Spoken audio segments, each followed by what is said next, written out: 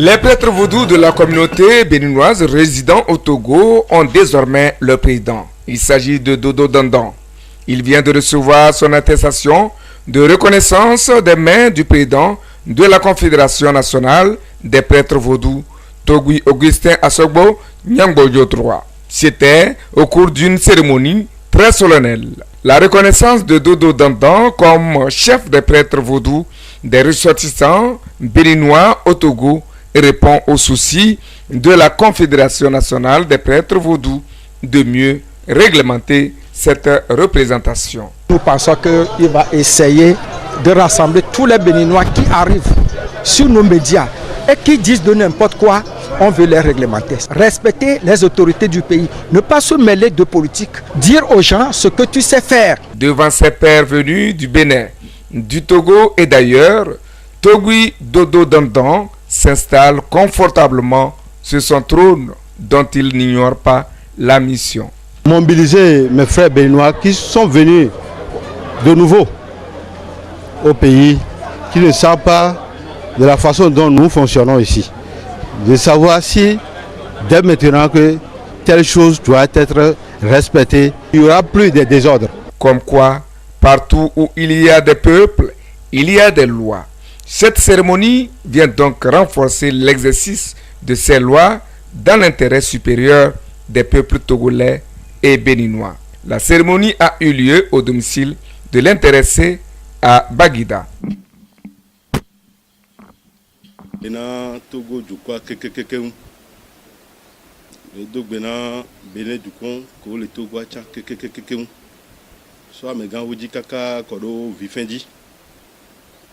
Nyawe nyewe yana be maître Dodo Dandan. Sibiri ke mi jesim. Le ki musona amagbe so danado. E mba penanda menti le gbongbon ba padia. E mfonte gbe, ba le do gbera do Togo du konta de Fafa ro into ambassadeur de paix mu.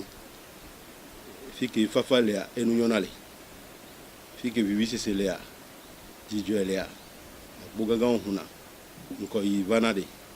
le dog Benam de Kealo, Yawel Dojiro, à Penemica Kaka. Yawa, et Fiodula Philippea, et Yakobina, et les Jusia Dume, et la Philippe, les Toviome, les Novio Dome, et les familles me Fiotan Dume. Fio de Pumla Ingmeaji. Ye odupo ye enya delenchi po ene nya cha delenchi odufio nya de kumu lenchi chon wa nfi odu enya de ro nan e wura gunsun ti kokokoko ame ko le bun cha nda pe no cha be awe le dojiro be manya wo ero nya we odum president na miato keken ko be wona vodu do ama be do ben Béninois le Togo ba imbaji so ana hokaka ko 50 mais miawela ano présenter comme que yo besoin Béninois obe wona kudo funo ba paji be miawe wala ko emia mina sile mia tokoti o kekeke a ndonde ya eva de pour comme doyi yo be mia président na Béninois au quelqu'un qu'on l'ouvre du doigt que du temps glamia même beodo a mettom dona doigt mais au benon et vimia chomi non et mia au dodasi qui du coin so doigt si le mia et nyawa comme no be wa no botedo do ndikupe ke yinu yere akwa mbia no neme na o ndikupe ba yinu tontoa mbiano lenchi mukebe mbialea ina nuga mbia vile bano dodo ke ola o kakaba do asipianya mbia vile bano me mbia chamu azogeto de kuko obe enukedu na avanto me no nai avoki mitana le kena vola ba nwa ukedu le ena na vanto me et xɔme fie sana mena gble fie nene hia be nya ele wa nyanya wa etukara do wa nai na azikpa be do dai mi tukara re cholo bagwe ojio eyin ameka ola wa do eleke o eyin ameka ola wa do ebe eyin president na be no ko yin hunu ora ma be do bagwe vie be yon edi na le jure ko mesan e pata minya ebe ewurie di gaume wa wurie di wa azikpe ododo ayin gbe a kanfra miato keke nko gbe tri nyanye gbo le gombe a le ke o keke me devi ke ma todo dada e ola do president le ke o keke won va e nyapata mi no ju yo do ndo azikpe ayi e ko dum cha o tijobe ine wa cho gbangbele yan nu e popo sinu Américo déplacé sur Ghana, Américo déplacé sur Niger, Américo déplacé sur Togo, mais l'Afrique avait.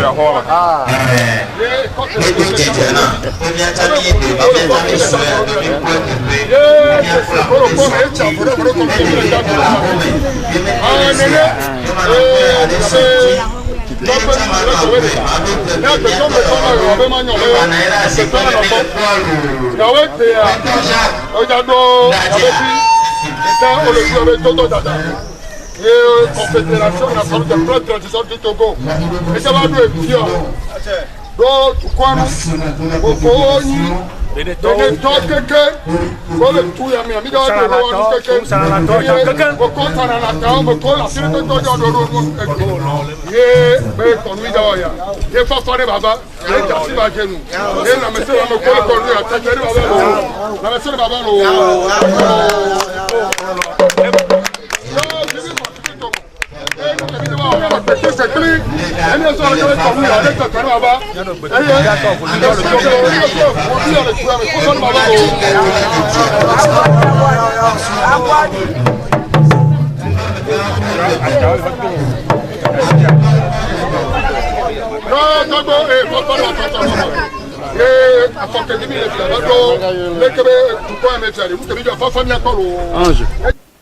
ni popo sinu gbangbe a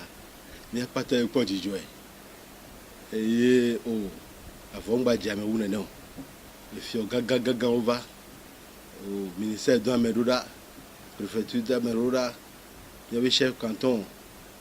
ko le région maritime keke ova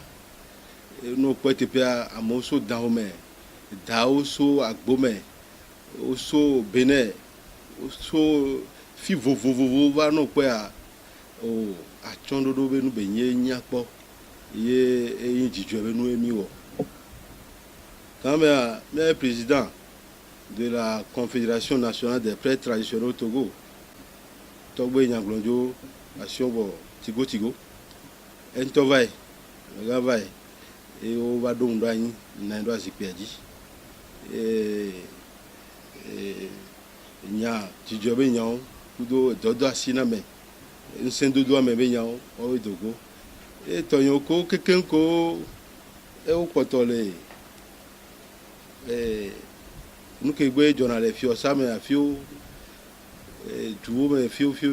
be nya wuri potole wa benwa o keke we ba féliciter o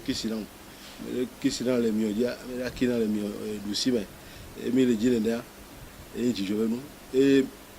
ko be no do asanfo kote yo ozara kote mi kwata mi to mi o chinchim mi po jijo le fia un poisson donc mpebe ihe me be nyai nyaka o milesiare ma bi me bi ngba so odo ne ko be yina fi odudu ya kwa ehia mu denel mu le to ya me le don semiato ko yin fi odu fi o nkono to du pro la ofufu ko kekele hia me be na de jimba ko alo jimba de lofono be onno alo ko me ano courage me be enya ko wi no do runde be nu kwa nyairo e jidodo we ya chan to da sike odo mi ade ma aduko mileji kengbo wa e gbonto no poto no gbon lo ono gble o do mo va o be image o le o be photo keke mo le o dro an to la gba ko e o do yan yim globe nyekwe la président kaka so yo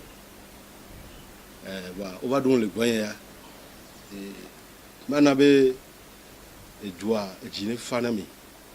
ya kando nu ko ejo le ko do azipia yin ni karo juta autorité ko o ma o do kaka ba ba me karo jibe o man toto o yi munya jira da be no yo be mi so nu bu so le gboro nu bu tepe yo mi be biro ale egbeya emile o dole benino keken ko yin hu no le Togo banyingmadia bile o dole wa keke be ko lo wa mais c'est que pour toi coquille doanchi ou droit créé ou chondo raté o le do munye o le do vudu boy mi ho mi godo gboba mi wa be manya o me mi ba fio mu ame subon kudo do ke mi lo wanchi ne wa te o do no ma klinu ma klipechon ne o ma jafoko fo no o do ne o wo jojo eji na me lebe aji yan no wa le ke fio ha la ho no do ju to la ho no do lo se ju ke mi le asebe juwe ye olazo ju abe se ji kwa na me lebe ya nvi o la gble o do no wa ju to la se to la gble ya agbe yan wa ni ho me ko wo to mi o to subo mi le biro ame actuellement il y a un président na communauté des prêtres traditionnels béninois au Togo il y a Dodo Dandan Sekpe Kagbano Christian dit maître Dodo Dandan